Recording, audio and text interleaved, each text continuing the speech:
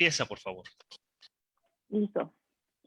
Padrísimo, pues, hola, mucho gusto a todos. La verdad nos da mucho gusto volver a verlos en este nuevo ciclo que estamos comenzando en nuestros viernes de cultura. Como saben, todos los viernes a la 1 y a las 5 de la tarde publicamos pues algún evento cultural, pero hoy me siento muy, muy contenta porque estamos arrancando un ciclo que se llama la Facultad de Ciencia para Todos, y esto conlleva justamente a la promoción de la colección La Ciencia para Todos del Fondo de Cultura Económica, para lo cual les doy la más cordial bienvenida a todos los que nos están viendo, y también pues a Heriberto Sánchez, que es el subgerente también del Fondo de Cultura, que sin él no hubiésemos podido hacer posible esto. Y pues evidentemente pues Gaby Frías, que ella siempre ha participado con nosotros.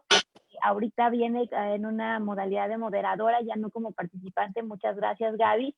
Y pues más que nada, pues nuestra estrella de este día, que es Pablo, desde Argentina, nos está acompañando en la facultad, así que bienvenidos a los tres. Les repito, para nosotros es un gusto poder justamente pues difundir esta colección que, pues miren, aquí tenemos un libro maravilloso. Este es el libro número 253, y ahorita les vamos a contar un poquito de qué conlleva esta colección, porque bueno, los que hemos estado involucrados en el tema de la divulgación de la ciencia, pues para mí es una Biblia, es el pilar de muchos temas, que si bien pues no solo es un tema matemático como el que vamos a hablar hoy, también habla de astronomía,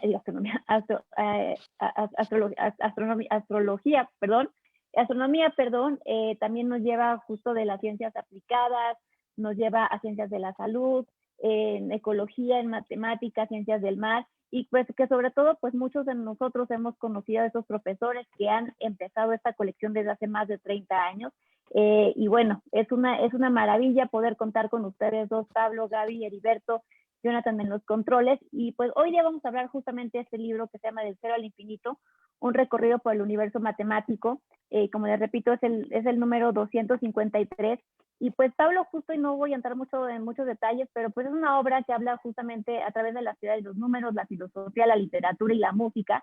Una introducción justo a los que no somos tan afables con las matemáticas, pero que nos explica justamente dónde vienen esos números que usamos todos los días y que evidentemente no nos podemos separar. Además también cuáles son los postulados filosóficos que dieron justamente lugar a la matemática moderna, y también de qué manera se han ido construyendo esta ciencia y diversos temas que, bueno, van a través del tiempo y la lógica.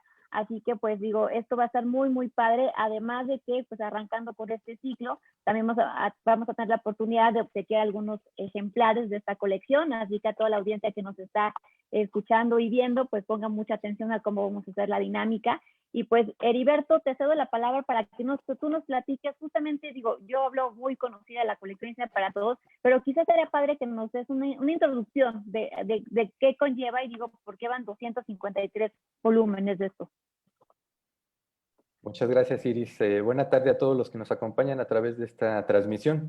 Mi nombre, como ya dijo Iris, es Heriberto Sánchez y formo parte del equipo editorial del Fondo de Cultura Económica. Bueno, primero, a nombre de la editorial y mío propio, quiero agradecerle a Iris, a la Facultad de Ciencias de la UNAM, su hospitalidad y su interés en nuestras publicaciones. Especialmente a Iris, porque a ella la conocí cuando trabajaba en CONACYT y desde ahí impulsaba diversos proyectos de periodismo y difusión científica. Y ahora, desde la Facultad de Ciencias, también por iniciativa de ella, estamos comenzando hoy este siglo de presentaciones y charlas que llevan por título Facultad de Ciencias para Todos, ¿no? Un poco para hacer ahí el mix entre nuestra facultad de la UNAM y también la colección que ya mencionaba Iris, La Ciencia para Todos.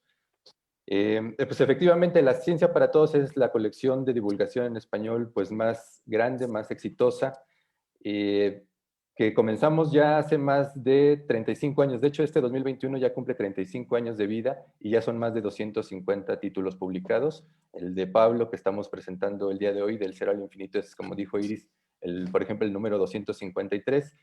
Y también, bueno, abarca toda la diversidad de las disciplinas científicas, ¿no? Astronomía, física, ciencias ambientales, ciencias de la salud, química, matemáticas. Y bueno, ahí tenemos todo un mosaico de todo lo que nos puede ofrecer la ciencia, que además en estos tiempos es tan importante informarnos bien, informarnos además a través de, digamos, de los expertos, de las personas que saben, y de una manera que nos lo hagan ver como es, que no es una cosa difícil, sino quizá a veces un poco lejana, pero que ellos acercan a nuestra cotidianidad, ¿no? Y bueno, aparte de la colección, el Fondo de Cultura Económica tiene 2 certámenes que se relacionan con ella misma, ¿no?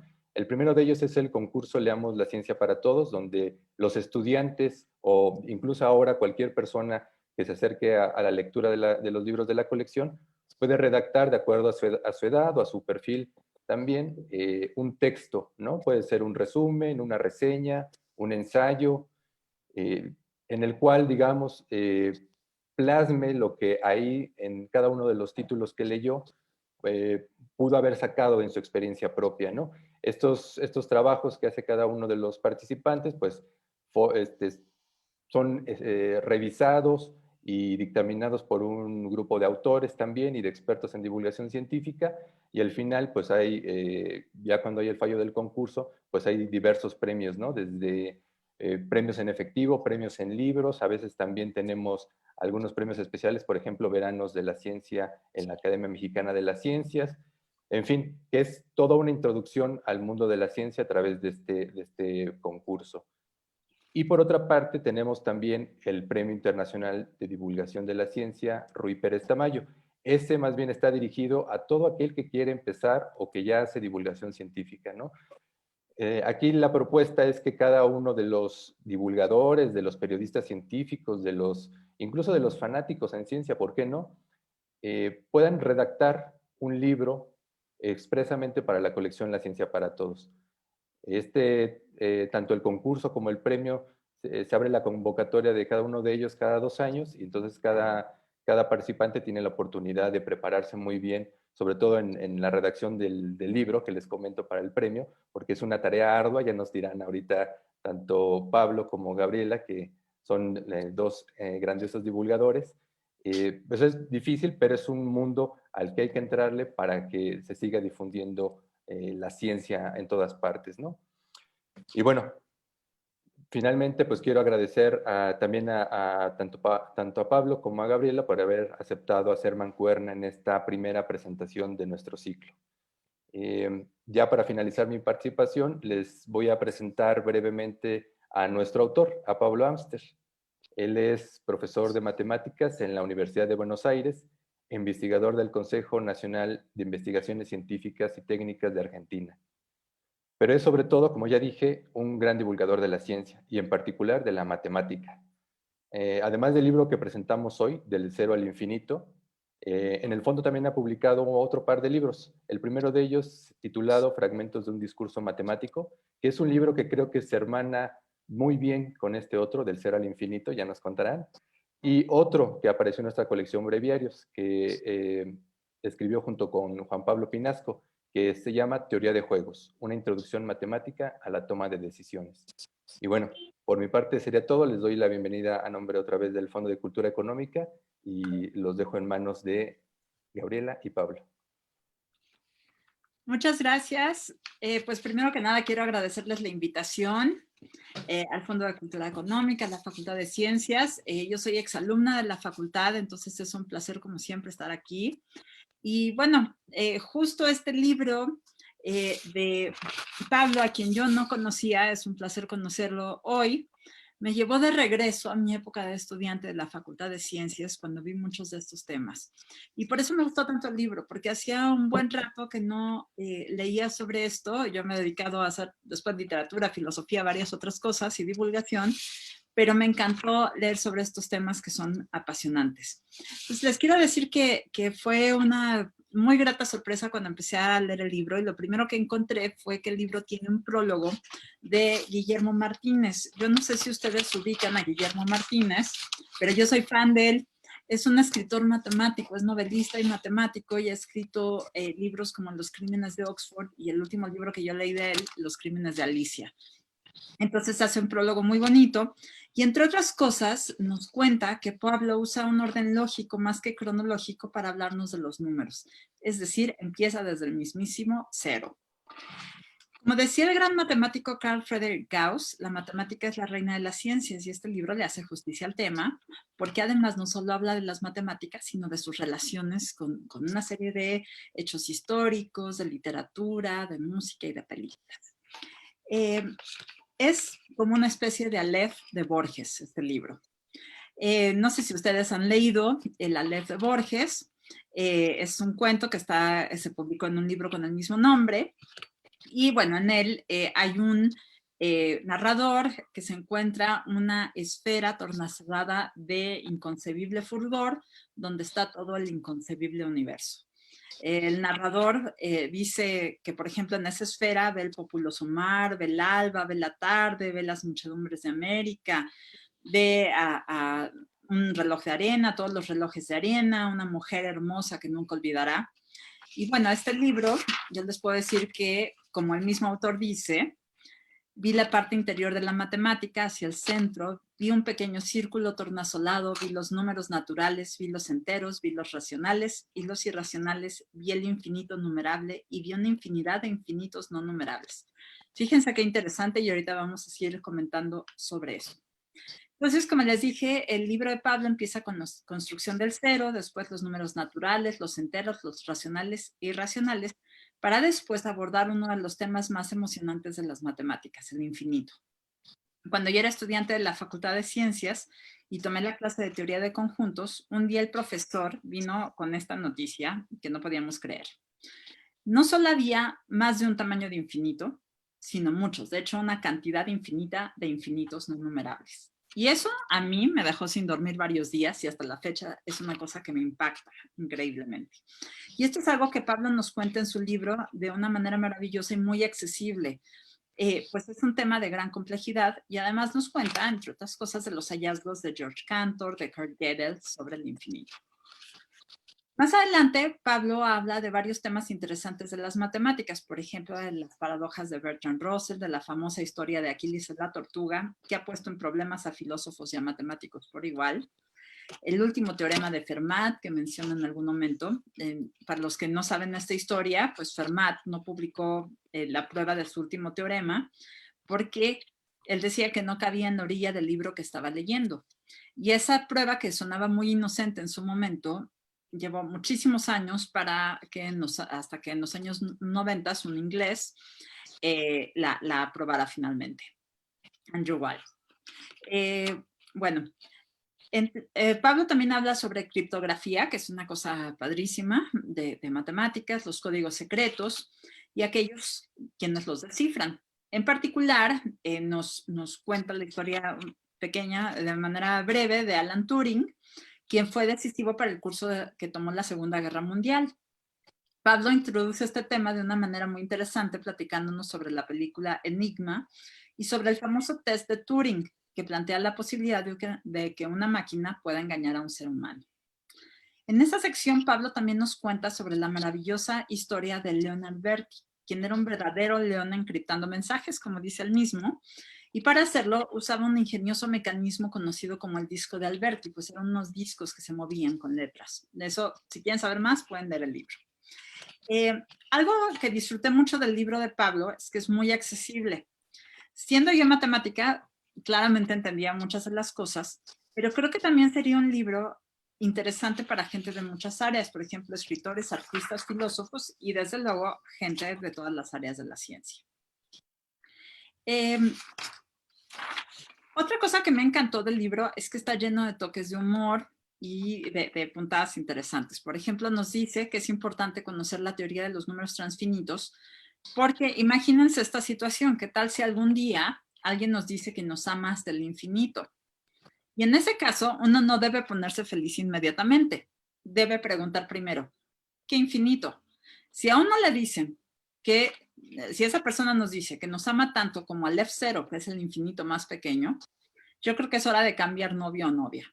Por lo menos esa persona debería amarnos tanto como al F1. Por otra parte, a lo largo del libro hay referencias a varios personajes de las matemáticas, pero también de la literatura, como Borges y Cortázar. Yo creo que Pablo ya nos contará eso. Yo creo que es un gran lector de Borges y de estos puntos de encuentro con las matemáticas. Una cosa que me llamó mucho la atención al final del libro de Pablo es que dedica un capítulo a las matemáticas y a la música, llamado Matemáticas para tus oídos. En él habla acerca de algunas obras musicales con estructuras matemáticas, en particular de la obra Herma, música simbólica para piano, de Yanis Xenakis, así se pronuncia, no lo sé, de la que, por cierto, yo nunca había oído hablar, entonces la busqué en internet y me puse a escucharla, y me pareció muy interesante. Y sobre ella nos dice Pablo un hecho sorprendente que voy a repetir aquí. La palabra herma, que le da nombre a la pieza, remite al ligazón, pero también a fundamento o embrión. La obra se apoya en la tesis de que la música puede comunicar la lógica matemática a través de su arquitectura. ¡Qué bonito! Ese es el tipo de cosas lindas que uno encuentra en este libro. Bueno, en resumen, para no alargarme más y darle la palabra al autor, quiero decirles que disfruté mucho el libro Del Cero al Infinito, aprendí cosas que no sabía, y me parece que una cosa fantástica de que haya, es una cosa fantástica que haya libros como este. Cuando yo era estudiante no necesariamente existían estas cosas, uno las encontraba en la facultad, pero era raro encontrar libros bonitos que hablaran sobre estos temas. Y voy a terminar hablando del infinito, citando uno de mis poemas preferidos de William Blake. Para ver un mundo en un grano de arena y un paraíso en una flor silvestre, sostén el infinito en la palma de la mano y la eternidad en una hora.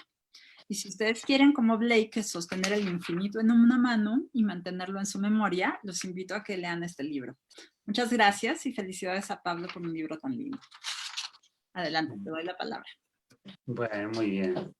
Muchas gracias, realmente, Gabriela, por esta presentación. No me queda mucho para decir después de todas estas cosas lindas que dijiste. Realmente es un placer compartir con todos ustedes este evento. Por supuesto, yo, como antes comentaba, antes de empezar, les comentaba que visité muchas veces la UNAM y siempre me hicieron sentir como en casa, pero bueno, nunca tan literalmente como en esta ocasión. Pero bueno, espero volver a visitarlos presencialmente en los próximos tiempos. Ojalá en algún momento superemos toda esta situación que nos atraviesa a la humanidad y podamos volver a encontrarnos. Bueno, realmente es un placer, me puso muy contento escucharte hablar de mi libro, es como que ya valió la pena haberlo escrito solo para escuchar tu exposición. Realmente, digamos, es lo que espero del libro, básicamente, o sea, que sea leído de esa manera. Justamente comentabas, Gabriela, que el libro empieza con un prólogo de Guillermo Martínez, que es amigo y un excelente escritor, realmente muy recomendable su literatura. Y bueno, desde ya que me dio mucha alegría que cuando fui a tomar un café con él y le propuse que escribiera el prólogo y me dijo que sí, y precisamente Guillermo comienza haciendo hincapié en un hecho que para mí es clave. Él dice, bueno, ¿cómo contar la matemática? De hecho, eso es lo que, de eso se trata el libro, cómo contar la matemática. Y además, siendo habitantes de este idioma que es el español, no podemos, por supuesto, pasar por alto el hecho de que el verbo contar sirve tanto para contar historias como para contar números, o como diría Borges, esas elevadas latitudes de la numeración, que son los infinitos también. Sí, entonces, justamente contar para mí es contar en el sentido que cuenta la matemática, pero también contar historias y también entrelazar. Digamos que la idea para mí de lo que es transmitir matemática, es el cruce de discursos. ¿Sí? Entonces, por eso, pensando precisamente, bueno, que estoy escribiendo a un público amplio, no solamente matemáticos o colegas de la universidad, sino justamente la idea es que esto sea y que esté bien ubicado en la colección Ciencia para Todos. Entonces, ¿qué mejor que entonces asociar ideas matemáticas con, por ejemplo, ideas que aparecen en la poesía, como leíste recién a Blake, o en Borges, sin duda, como viste en la tecla con eso, porque precisamente, seguro que de las referencias literarias, Borges es la que más aparece en el libro, y bueno, y tantas otras cuestiones, la música, el tango, el humor, porque para mí es casi inseparable la matemática de poner elementos de humor. Es como, la matemática esencialmente es divertirse, pasarla bien, entonces ¿cómo no voy a compartir, cómo no voy a hacer un pequeño chistecito, algún guiño a los lectores? Entonces, esencialmente en eso consiste el libro, o sea, la cuestión esta de, a ver, ¿qué es lo que, cómo contar la matemática, como decía Guillermo, y esto que vos muy bien hiciste referencia, Gabriela, que es el tema de seguir el orden lógico y no cronológico? Claro, la matemática en realidad, si uno lee la historia de la matemática y se pone a estudiar su desarrollo, se desarrolla de una manera que va, digamos, en un sentido, o sea, no se lleva bien con el sentido lógico, ¿no? Porque, bueno, por supuesto, la matemática a lo largo de la historia van surgiendo conceptos, hay marchas y contramarchas, ideas que prosperan, ideas que fracasan, y todo eso se va constituyendo en, bueno, en lo que es la matemática, y que además no es algo estático, sino que es algo que todo el tiempo se sigue produciendo matemática. Entonces, en el prefacio que yo escribí del libro, en realidad empecé contando algo que me ocurrió en realidad. Después de una conferencia de matemática, se me acercó alguien y me dijo lo siguiente, me dijo, cada vez que escucho hablar de matemática, tengo la sensación de haber llegado con la película empezada. Porque claro, uno empieza y dice, bueno, sí, sea un espacio vectorial y bla, bla, bla. Pero en realidad la idea de este libro tiene que ver con narrar el comienzo, pero el comienzo lógico. Entonces, bueno, ahí hay que ir precisamente, empezar en esto que hablaba, por eso la cita al Aleph, ¿no? Empezar sustentándome sobre la piedra basal de toda la matemática, o al menos de toda la teoría de conjuntos, el conjunto vacío. Sobre eso uno va construyendo ese edificio que es la matemática. Entonces, eso es lo que quise mostrar. Lo que quise mostrar, y esencialmente, bueno, está la idea que también está sustentada en una idea literaria, porque, insisto, para mí el cruce de discursos en la transmisión es fundamental. Entonces, en muchas de mis charlas yo hablo de un poeta que para mí es extraordinario, que es el chileno Vicente Huidobro. ¿Y por qué hablo de él? Bueno, porque justamente su producción poética para mí es muy asociable a la idea de la matemática. Huidobro era esencialmente creacionista, en el sentido de que él decía, bueno, cada poema crea un mundo con, digamos, su lógica propia, su lógica interna, ¿sí?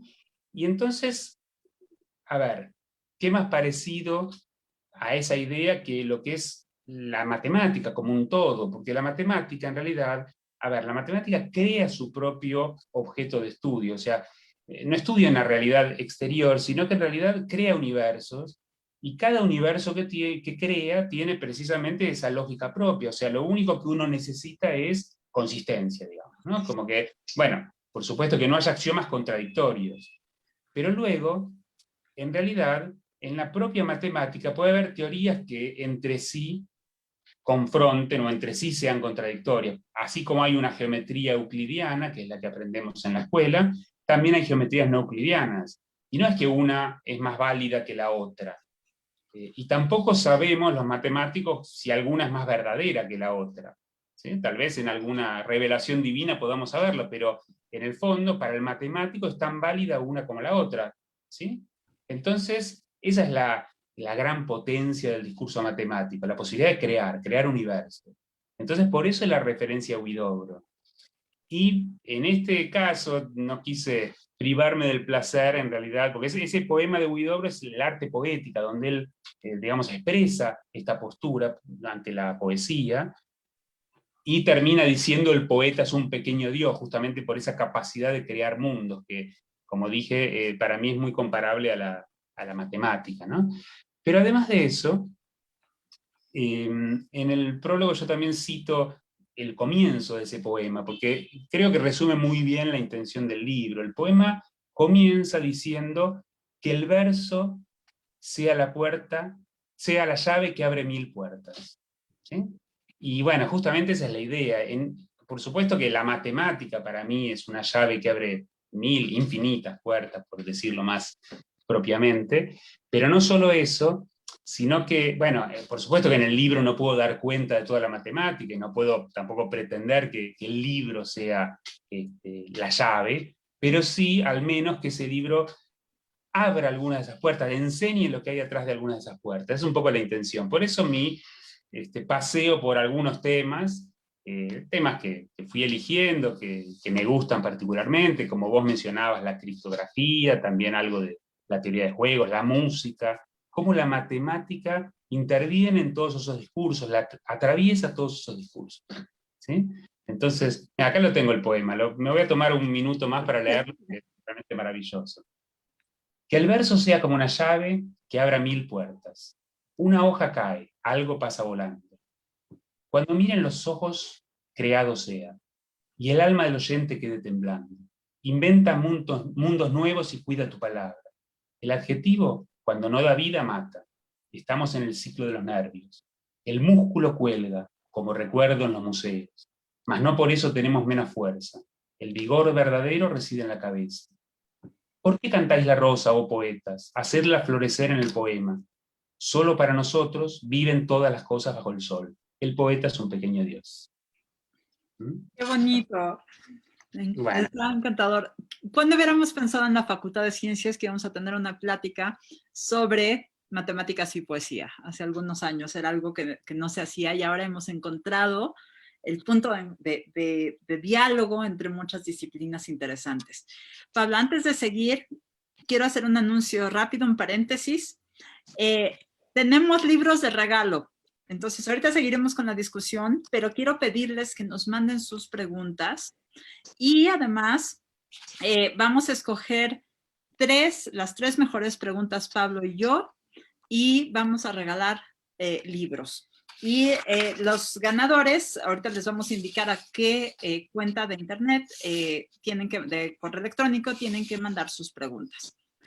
Pero ahorita, mientras tanto, mientras las recibimos, que ya creo que han llegado algunos, sí, ya están llegando algunas preguntas. Bueno, podemos nada más tocar un par de temas más que quería comentar con Pablo y después vamos a las preguntas. Bueno, una de estas preguntas es que comunicar las matemáticas es uno de los Everests de la divulgación de la ciencia. Es decir, para muchos divulgadores es un reto gigantesco. Porque muchas veces tratamos de encontrar cosas que tengan que ver con la cotidianidad de la gente para acercarle la ciencia, pero en las matemáticas, bueno, el infinito, no hay nada, aunque ustedes crean que hay cosas que parecieran infinitas, como los granos de arena de una playa, no son infinitas. Vivimos en un mundo donde todo es finito. Entonces es un reto grande. Y además, tú empezaste esta construcción, como dices, desde el principio, para que la gente siguiera contigo el camino de cómo se fueron creando estas cosas en matemáticas y entender desde el principio. Pero también puede ser una empresa titánica. Entonces a mí me pareció muy lindo el libro porque tomaste todas estas ideas y las pusiste en un lenguaje claro, accesible y además nos llevas de la mano por este recorrido con los números y otros temas de matemáticas. Cuéntanos cómo fue escribir el libro. ¿Fue un reto o fue algo que ya tenías y dijiste, esto es lo que quiero hacer? Sí, en realidad un poco de cada cosa. A ver, yo tenía algunas ideas, cuando fue tomando así cuerpo, digamos ya, porque digamos, tenía como algunas ideas sueltas, y a la vez uno siempre queda con algún artículo que quedó por la mitad. Entonces, a ver, yo lo que quise transmitir justamente es un poco lo que decía antes, ¿no? Esta idea de que la matemática atraviesa todos los discursos. Entonces uno puede contar la matemática recurriendo a todo eso. Entonces, a ver, uno va tomando elementos de todos lados, o sea, en el propio acto de sentarme a escribir es donde se me van cruzando ideas y se me ocurre en una frase una referencia literaria o tanguera, como dije antes. Sí, digamos que el ejercicio viene de... Bueno, y otra cosa también fundamental, el intercambio, digamos, dar clase, transmitir, eso es algo que enriquece muchísimo. Entonces, muchas formas de contar vienen del hecho de, bueno, de estar ante una clase y decir, bueno, ¿cómo puedo contar esto de una manera que sea linda, que sea amena, que sea... ¿no? que realmente diga algo distinto de lo que van a encontrar en otros textos. Esa fue un poco la construcción del libro. Y a mí me parece que transmites muy bien esta emoción por este tipo de temas que a los matemáticos nos parecen apasionantes y de pronto la gente nos ve así de, pero ¿cómo, no? A la gente de pronto que es externa a esta área les parecen que las matemáticas son pues áridas o muy difíciles. Yo creo que este libro es para lectores de muchas áreas y además para gente que se quiera acercar a las matemáticas por primera vez, no necesariamente que quiera dedicarse a eso, pero a lo mejor sí enterarse de estas cosas fabulosas. ¿Qué le dirías a esa gente sobre las matemáticas y sobre tu libro, no? No, a ver, sobre la matemática, esto es algo, bueno, está bien la pregunta, aparte es como casi inevitable, digamos, cuando uno se dedica a divulgar temas de matemática, porque es cierto, es una dificultad, o sea, a la gente en general no le gusta la matemática. De hecho, en eso que mencioné, que al principio, que vino alguien y me dijo que tenía la sensación de que llegaba a la matemática como si fuera una película empezada, me permito ahí mismo un pequeño chiste diciendo que no le pregunté a qué género pertenecía la película, pero seguramente era el género de terror, porque es cierto que muchos estudiantes, mucha gente atraviesa, no sé, la escuela secundaria y cuando termina dice, uff, al fin me liberé de la matemática, ¿no? Y en realidad, bueno, ese es parte del público, quizás sea como la parte más importante del público al que me interesa cautivar. Entonces, a ver, cuando viene alguien que me dice, no, yo siempre la pasé mal con matemática, sufrí toda mi vida y mi recurso es decir, bueno, pero ¿qué te gusta? ¿Te gusta la literatura? Y entonces, si te gusta la literatura, no puedes no gustarte la matemática, porque mirá lo que dice Borges, mirá lo que dice Fernando Pessoa, ¿no? O sea, tratar de mostrar que eso también es matemática. Y si viene alguien y me dice, o sea, hay mucha gente que no le gusta la matemática, pero hay muy pocos que vengan y digan no me gusta la música.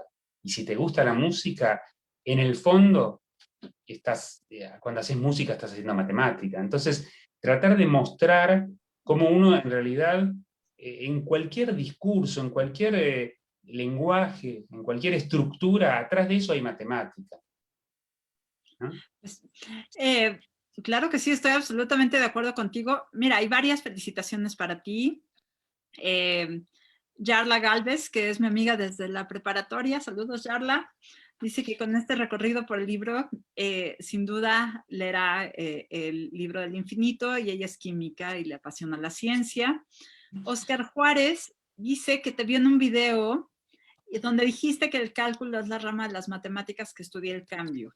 Y el video hablaba sobre los límites. ¿Podrías hablar de los límites y el infinito? Me quedó esa duda, dice él. Bueno, sí, claro. De hecho, en el libro hablo mucho de eso porque es como una de las nociones centrales de la matemática. O sea, por un lado está el infinito como uno lo entiende, pensando en lo infinitamente grande, ¿no? Pero a la vez está también el mundo de lo infinitamente pequeño y ahí es donde empieza a apreciarse mejor esta noción de límite. O sea, la noción de límite es algo que en realidad ya la tenían los griegos, ya la tenía Arquímedes, o incluso antes, ¿no? Con el método de exhaustión, y sin embargo tardó muchos siglos hasta que se pudo formalizar. Recién con Newton, Leibniz, se empezó la formalización, es lo que se conoce como el cálculo, digamos, moderno, ¿sí? Pero, digamos, son conceptos que están muy emparentados. O sea, cuando uno dice, habla del límite de una función, lo que está diciendo es, bueno, ¿qué ocurre con los valores de una cierta función matemática cuando la variable se acerca? Y ahí es donde aparece este concepto de lo infinitesimal. Se acerca quiere decir, a ver, intuitivamente se acerca cada vez más, como que se va haciendo como infinitamente cercano, cosa que, por supuesto que dicho así no está bien, pero la idea es esa, me acerco cada vez más a un cierto valor. Entonces, la noción precisa del límite proviene de ahí, por eso digo que está tan asociado al infinito. Y todo el cálculo, todo lo que se llama análisis matemático, se fundamenta en esa idea tan sencilla y a la vez tan apasionante, ¿no? Claro. Camila Sánchez dice que le parece increíble tu libro, por lo que estamos contando, y que hace que se interese por las matemáticas. Ya le dieron ganas de leerlo. Cristian Benítez dice que el libro está increíble, sobre todo la colección de Ciencias para Todos, que fue lo que lo llevó a estudiar ciencias, sin duda alguna. Mario Flores pregunta, ¿puede un infinito ocupar un espacio acotado? A ver, o sea, cuando uno dice, por ejemplo, un segmento, que es un espacio acotado, digamos, el segmento de números entre 0 y 1 es un espacio acotado y tiene infinitos puntos. En ese sentido, por supuesto que sí. Sí. ¿Mm? Dice compa Eduardo, ¿cómo se puede explicar el infinito en pocas palabras? ¿Y el 0 lo conocían en Mesoamérica, aparte de en la cultura maya? El 0, digamos, la verdad que yo sé lo de los mayas, no sé realmente otros pueblos si también tenían el concepto de 0. Por supuesto que también, bueno, en Oriente, en India, y de la India lo trajeron los árabes. Pero digo, en el continente americano conozco la versión de los mayas, no sé. Camila Sánchez dice, ¿cómo explicaría la matemática de manera que resulte interesante y se llegue a sentir de igual manera que usted lo siente? Me resulta maravilloso la manera en la que habla de las matemáticas y cómo lo transmite. Pues él lo explica de maravilla en el libro, pero adelante. A ver, para mí la matemática, hay muchas maneras de hablar bien de la matemática, ¿no? Pero hay una definición para mí muy linda de la matemática, que es la que dio Poincaré. Poincaré dijo una vez que la matemática es el arte de llamar de la misma manera cosas distintas. Creo que se resume la esencia de la matemática y resume también esa, digamos, esa pasión con la que uno busca en matemática, porque uno está buscando por algún lado y de pronto encuentra, ah, no, pero esto es esto otro. Entonces, no sé, tengo, por ejemplo, no sé, los 3 lados de un triángulo y de repente descubro la relación pitagórica que los relaciona de alguna manera. Entonces ahí es donde se produce, y ese efecto que se produce, para mí el hallazgo de un hecho matemático, o sea, lo que sería la demostración de un teorema matemático, es comparable a lo que se produce en el arte, o sea, ¿no? O lo que los orientales en Japón hablan del satori, ¿no? Ese estado, bueno, para mí es lo mismo. Y aparte, digo esto ya más desde mi lugar de investigador, que es mi actividad desde ya principal, ¿no? A veces uno se pasa años pensando algo y pensando alguna cuestión, algo, tratar de demostrar algo que se les ocurre y no sale, y uno por momentos se enoja y por momentos cree que sale por un lado y no sale. Bueno, ese recorrido hace que justamente cuando uno llega a una solución, así como vos mencionabas el teorema de Fermat, el teorema de Fermat, bueno, es trabajo de muchísimas personas y como vos decías, desde que Fermat escribió su famosa frase en el margen de un libro hasta que Wiles lo demostró, pasaron más de 300 años.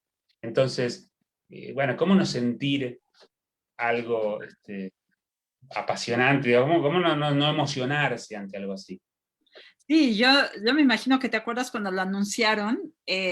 Voy a hacer un paréntesis para contar algo muy rápido. En aquella época yo tomaba teoría de números con un maestro que ya en aquella época era muy grande, ya tenía como 80 años, Alberto Barajas, uno de los fundadores de nuestra Facultad de Ciencias. Apenas podía caminar ya en esa época y llegó feliz y nos dijo, parece que probaron el último teorema de Fermat, que en aquella época era la conjetura de Fermat. Y fue una súper emoción para los matemáticos. Y yo los invito a que lean el libro porque, bueno, entre otras cosas, y que investiguen sobre este teorema, porque parece muy simple, ¿no? Y en realidad es de una complejidad enorme y se tardó muchísimo tiempo en ser probado. Y así son las matemáticas de emocionantes y nos inspiran. Y bueno, como dice Richard Dawkins, la ciencia es la poesía de la realidad y creo que se aplica a las matemáticas. Y justo con eso tiene que ver la siguiente pregunta de Alan. Dice que las matemáticas, quizás en una rama aún no descubierta, podrían explicar y definir la poesía y a las emociones que sentimos al escucharla. ¿Tú qué opinas? Sí, a ver, hay que ahí tomar algunas cosas con pinzas. O sea, la matemática en general, bueno, sirve para explicar muchos fenómenos. Entonces, ahí es donde uno dice, bueno, estoy hablando de lo que se llama modelos matemáticos. O sea, ¿qué es un modelo matemático? Bueno, cuando viene Newton y plantea sus leyes para el movimiento, y a partir de ahí deduce ecuaciones que permiten después resolverlas y predecir fenómenos, por ejemplo, está haciendo un modelo. Entonces, existen modelos para cosas de las más variadas, lo cual no quiere decir que después el modelo realmente, la adecuación, digamos, con los hechos no siempre es del todo fidedigna. Entonces uno dice, bueno, cuando digamos, descartamos un modelo, bueno, cuando vemos que realmente no responde, o sea, no se condice con los hechos. Respecto de las emociones, incluso existen modelos, ecuaciones que de alguna manera modelan emociones. Y existen muchos trabajos, no sé con qué, no es que me haya dedicado a estudiarlos en profundidad, pero digamos, por supuesto que existen, pero creo que hay algo ahí como que es inasible desde el punto de vista de la matemática. O sea, uno puede, a lo mejor matemáticamente, llegar hasta un cierto nivel de metáfora de ciertos aspectos de las emociones, pero digamos que realmente sirvan en el mismo sentido que uno diría las ecuaciones de un físico sirven para que vuelen los aviones. ¿Se entiende? O sea, no... en algunas ramas de la realidad, la matemática, bueno, no puede modelar y predecir fenómenos con esa precisión, ¿no? Alejandro León comenta, bueno, te pregunta, ¿su gusto por la divulgación viene de impartir una clase? ¿Qué ha sido lo más impactante, bonito que ha aprendido en una charla o una clase? La verdad que lo más impactante no lo sé, pero a ver, me gustó siempre la divulgación, o sea, a decir verdad, digamos, cuando yo empecé a estudiar matemática, de alguna forma ya me dedicaba por un lado a escribir, creo que mi inicio fue por el lado de la escritura, y aparte me dedicaba a la música, entonces era común en realidad que yo estuviera ante público haciendo alguna cosa, o bien tocando la guitarra, o bien hablando de alguna de estas cuestiones. Entonces, yo creo que lo de dar clases a nivel universitario vino mucho después, o sea, yo cuando empecé a dar clases hacía mucho tiempo que hablaba ante público de distintos temas. Entonces, puedo detectar, por ejemplo, no sé, cuestiones que ahora pongo en mis libros, las puedo detectar cuando, no sé, daba un concierto en Estocolmo y le explicaba a la gente de que la matemática tiene relación con la música. Entonces les explicaba que los acordes que estaba tocando con la guitarra en realidad tienen que ver con la ecuación matemática de ondas. Entonces, por eso digo, no sabría detectar el origen. Pero sí, muchas veces eso, dando clase o hablando con la gente, muchas veces entendí o fui encontrando las mejores maneras de transmitir algunos temas, eso sí. Nancy dice, leer y escuchar al maestro Amstar es una llave que abre el pensamiento, no solo matemático. Su obra está plena de arte, filosofía, transmite la belleza de la matemática con un talento admirable. Por aquí hay una pregunta. ¿Cuál es su suceso histórico favorito en las matemáticas? Dice Alejandro León. Hay muchos, en realidad, por supuesto que uno digamos, no puede dejar de fascinarse ante esos hechos que terminan con grandes, por ejemplo, frustraciones, como el caso de Frege, ¿no? Que como suceso histórico es muy profundo y es notable, ¿no? O sea, a fines del siglo XIX, Frege, un lógico alemán, estaba dando el punto culminante a sus fundamentos de la aritmética, y él pretendía en realidad deducir de la lógica toda la matemática, o sea, esa es esencialmente la idea del logicismo, y ahí recibe una carta así inocente y en realidad muy elogiosa en principio de Bertrand Russell, donde le dice, seguí su obra con todos los detalles y realmente la encuentro muy bien y qué sé yo, salvo encontré un pequeño punto donde hay un problemita, y ese problemita en realidad fue la famosa paradoja de Russell, que de hecho en el libro empiezo hablando prácticamente de eso, justamente, y es como un suceso clave, porque en realidad provocó una crisis tan profunda en los fundamentos de la matemática, que obligó bueno, realmente a replantearse todo, y la teoría de conjuntos de Cantor en realidad debió ser revisada porque, bueno, la paradoja cuando se mete produce eso, ¿no? Una inconsistencia en la teoría de conjuntos no es aceptable dentro de un campo como la matemática, ¿no? Ese es un hecho histórico interesante, pero hay muchos, o sea, realmente hay muchos y muchos de esos los voy contando, ¿no? Cuando voy tejiendo ahí mis historias. Te pregunta Alberto Olvera, ¿cuál cree que sea la conexión más fuerte entre las matemáticas en música y la música? En realidad, a ver, bueno, Borges dijo algo muy lindo al respecto. Borges dijo, en el prólogo de un libro sobre matemática, él dijo, como la música, las matemáticas pueden prescindir del universo. ¿Sí? Y eso es interesante, porque justamente, digamos, de las artes es la que trabaja con materia abstracta, ¿no? Entonces, a diferencia de las artes plásticas, donde uno dice, bueno, ahí tengo una presencia por un lado de la materia, y por otro lado es como muy directa la relación con la geometría, ¿no? Uno enseguida encuentra esas conexiones, pero en la música, en realidad, justamente la música en sí es abstracta, transcurre, tiene un transcurrir temporal, y por supuesto que la materia con que trabaja la música, que es el sonido, en realidad está regido por las matemáticas. O sea, bueno, por un lado está la cuestión de la ciencia de la acústica, que surge de ahí, que es impensable estudiar acústica sin meterse con temas de matemática como lo que es toda la teoría de Fourier, ¿no? La ecuación de ondas, la teoría de Fourier, los armónicos, que no por casualidad se llaman armónicos. Pero además, bueno, y todas las reglas de la armonía, todo eso en realidad es profundamente matemático. La cuestión de la métrica en la música también es profundamente matemática.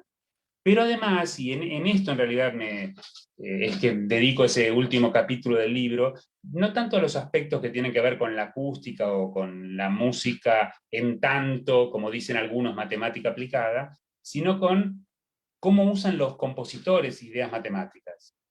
Vos mencionaste antes a Xenakis, que es un compositor que en todas sus obras usa elementos de la matemática, y eso es realmente fascinante, cómo alguien se vale de la matemática para producir discurso musical. Es una maravilla, a mí me encantó esa parte del libro y de verdad me impactó porque yo no conocía eso. Entonces, aparte pude oírlo mientras estaba leyendo esto y me pareció fabuloso. Oye, nos preguntan que si vimos la película del hombre que amaba el infinito sobre Ramanujan y qué nos pareció. Sí, sí, A mí me la gustó. vi. Sí, sí, sí, nada, está bien, por supuesto. Esa es otra historia muy fascinante de la matemática, ¿no? Esta persona que, bueno, por supuesto que ahora es conocida gracias a la película, pero en realidad era una historia que fuera del mundo de los matemáticos no era tan conocida y realmente es muy impresionante, ¿no? Porque bueno, estaba también esa cuestión mística y esa cuestión de que esas fórmulas increíbles que aparecían en la cabeza de Ramanujan, en realidad él decía que se los dictaba la diosa Namagiri, entonces, y su relación con Hardy, o sea, es realmente, sí, sí, me gustó, me gustó. Hardy es un personaje muy especial también en la matemática.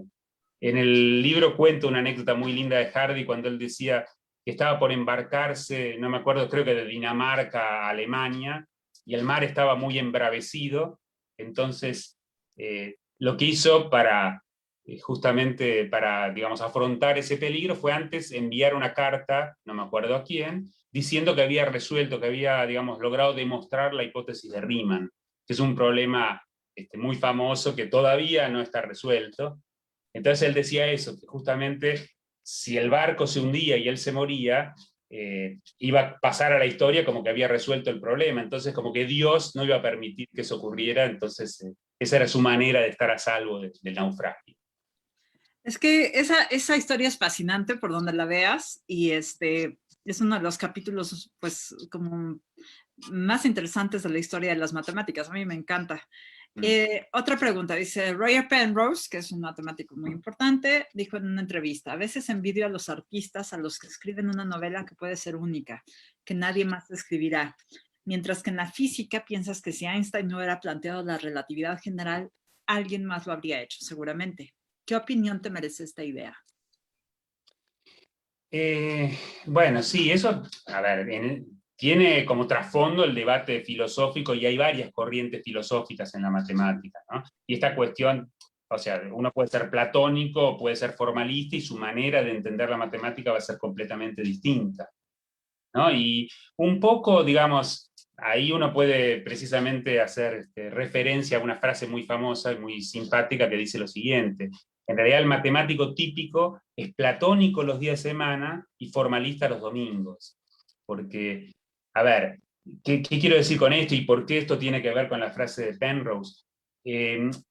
Digamos, uno puede pensar que la matemática, como pensada como ciencia, digamos, es la que uno va desarrollando y descubre verdades matemáticas, ¿no? Hay un mundo platónico y esas verdades matemáticas uno las estudia y las descubre.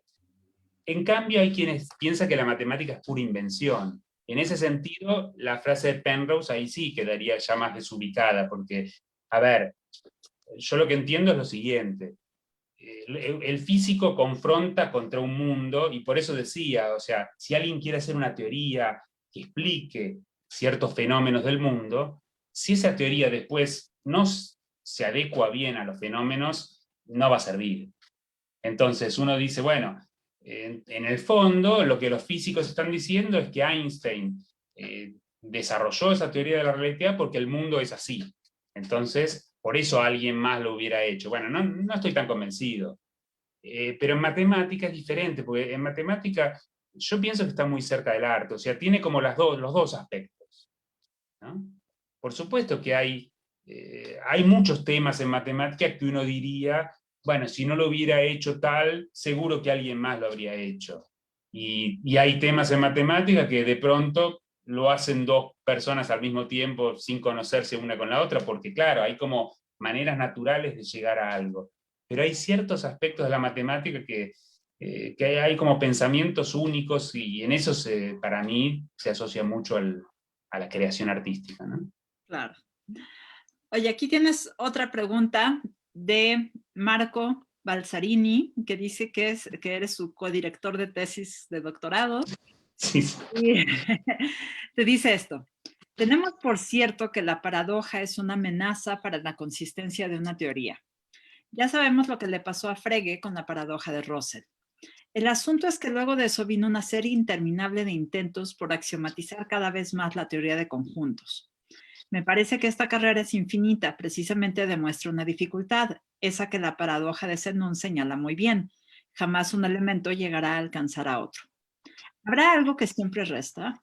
Entonces mi pregunta: ¿cómo sostenemos una teoría de los conjuntos en sus prolíferas axiomatizaciones, por más validadas que sean en la comunidad, mientras demuestren siempre su falla matemática?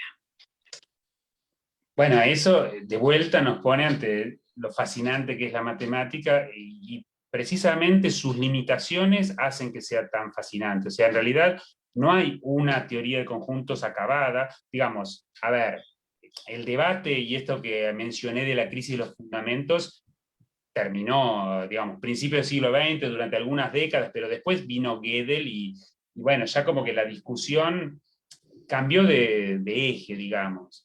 ¿Qué quiero decir con esto? Quiero decir que nadie aspira a tener una teoría completa, absoluta y verdadera, ¿no?, de la matemática. Entonces uno dice, bueno, la teoría de Zermelo-Fraenkel, que la menciono en el libro, es la comúnmente aceptada por los matemáticos. Todos saben que esa teoría funciona bien, pero en realidad saben entre comillas, porque la teoría de Zermelo-Fraenkel, entre otras cosas, gracias a Gödel, demuestra que ella misma no puede demostrar su propia consistencia. Entonces, en el fondo estamos como jugando un juego, y sabemos, es como que sabemos que la cosa funciona, pero si algún día no funciona, tendremos que fabricarnos una teoría nueva, algo así.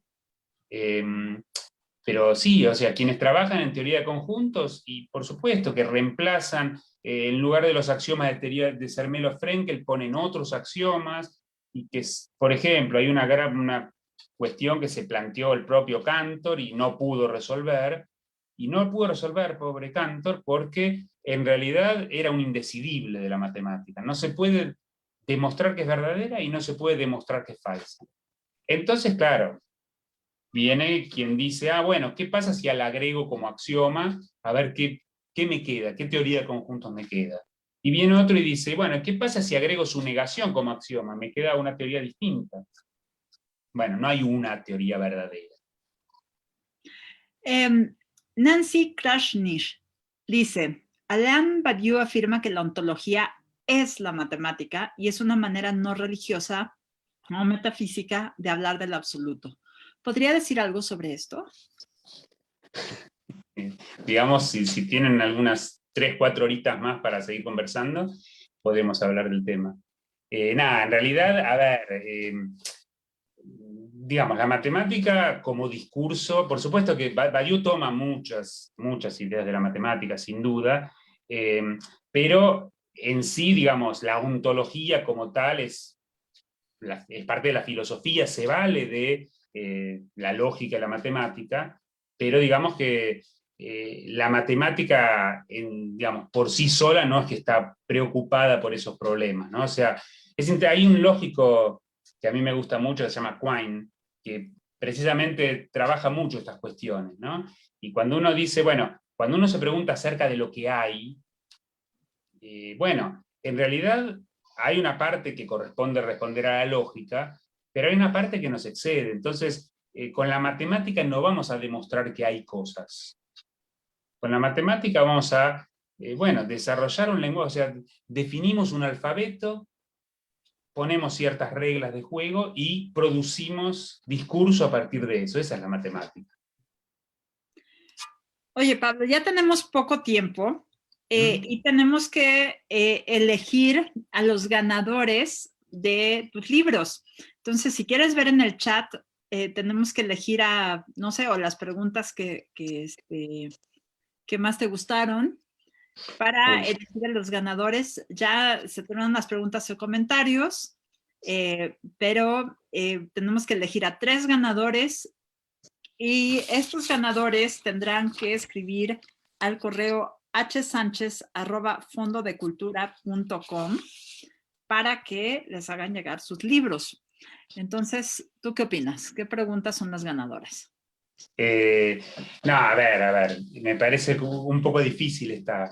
Yo propongo una solución más matemática y es que realmente, digamos, así como valoro todas las lecturas del libro y valoro a todos los lectores, también valoro todas las participaciones que han sido muy lindas. Entonces yo lo que propondría como alternativa, ya que en el libro en varios capítulos hablo del azar, lo que propondría es que los que formularon preguntas y tienen interés, escriban un correo y se seleccione azarosamente 3 de ellos.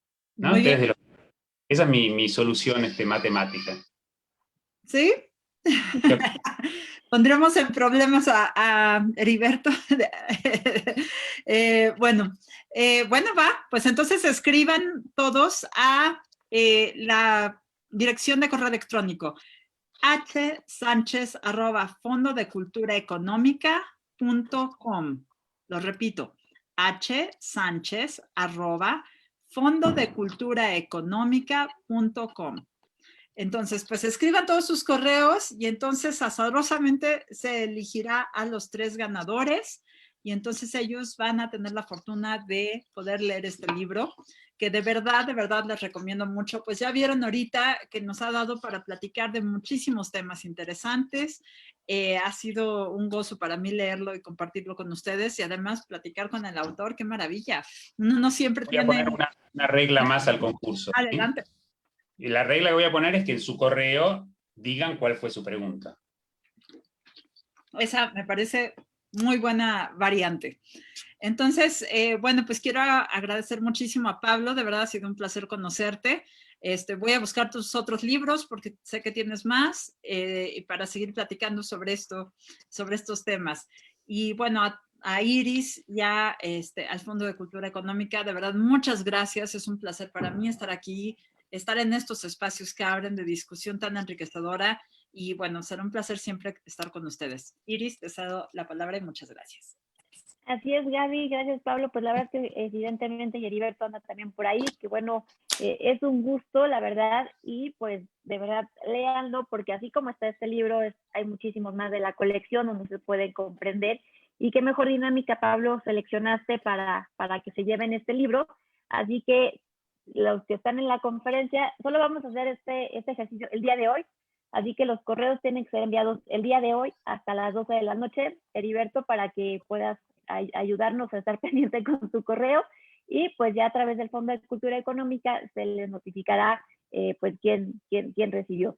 Sin embargo, para el resto de los que estamos en vivo, les queremos avisar que el Fondo de Cultura tiene el 30% de descuento en el libro durante el mes de marzo. Entonces, si no fueron ganadores, no se pongan tristes, porque esto pues va en el mes de marzo. Yo los invito a que puedan acceder a la tienda en línea, que también es válido el descuento, o bien, con mucho cuidado, con toda la protección, pues puedan ir a acudir al fondo, que Heriberto, ahorita si nos ayudas a confirmar los horarios que cómo están, no sé si se hayan modificado durante la pandemia, pero van a tener un 30% de descuento. Así que pues ahora sí que las opciones hay para que puedan leer el libro, puedan seguir documentándose, y además pues ya si compran uno, pues igual se les pega otro y de otro tema. Y justo algo que dice Pablo, pues es justamente, ¿no? Las matemáticas no solo es como algo abstracto, sino está en la música, está en la poesía, en la forma en que hablamos, lo que caminamos, todo, ¿no? O sea, hay matemáticas en todo, y eso es una maravilla, que pues las tenemos que ver y vivir con ellas, pero obviamente, como tú decías, Pablo, sí nos costaba trabajo, pero pues viéndola de esta manera, pues fue una forma más ad hoc, más afable, que hoy ya que conozco muchos matemáticos y Gaby, y que le gusta la literatura, pues nos lo ha hecho comprender de una forma más divertida. Así que pues muchísimas gracias también a Gaby por tu participación, Pablo, Heriberto, que te vendas por ahí, Jonathan, y pues recuerden, este ciclo lo vamos a estar tratando de hacer una vez al mes, presentándoles diferentes libros. Recuerden que en la Facultad de Ciencias tenemos bastantes eventos justamente también de divulgación, también tenemos un ciclo de neurociencias, viene la Semana del Cerebro, en fin, la facultad no se ha detenido. Hemos estado prácticamente todos los días haciendo actividades, todos los días con eventos, y como decía nuestra directora, ciencias somos todos. Así que los invito a que nos sigan, y muchísimas gracias nuevamente, Gaby, Heriberto, Pablo. No sé, Heriberto, si como fondo quieras cerrar con algo. Digo, yo ya estoy muy anticipada, pero creo que todavía andas por ahí. Sí, ¿qué tal? Pues también reiterar el agradecimiento a Gabriela, a Pablo, por estar aquí en esta presentación inaugural de nuestro ciclo Facultad de Ciencias para Todos, y también pues a Iris nuevamente y a la Facultad de Ciencias por acoger esta iniciativa en estas modalidades que nos tocan ahora en estos tiempos todavía de pandemia. Y les repito, necesitamos todavía mucha ciencia, muchas matemáticas, o como dicen en Argentina, mucha matemática en singular. Y bueno, los invitamos a que estén atentos para las próximas actividades que tendrán el Fondo de Cultura Económica y la Facultad de Ciencias de la UNAM. Gracias. Así es. Pues muchísimas gracias a todos, seguimos en contacto, que tengan bonita tarde y cuídense mucho y sigan protegiéndose. Gracias a todos. Bueno, muchas gracias.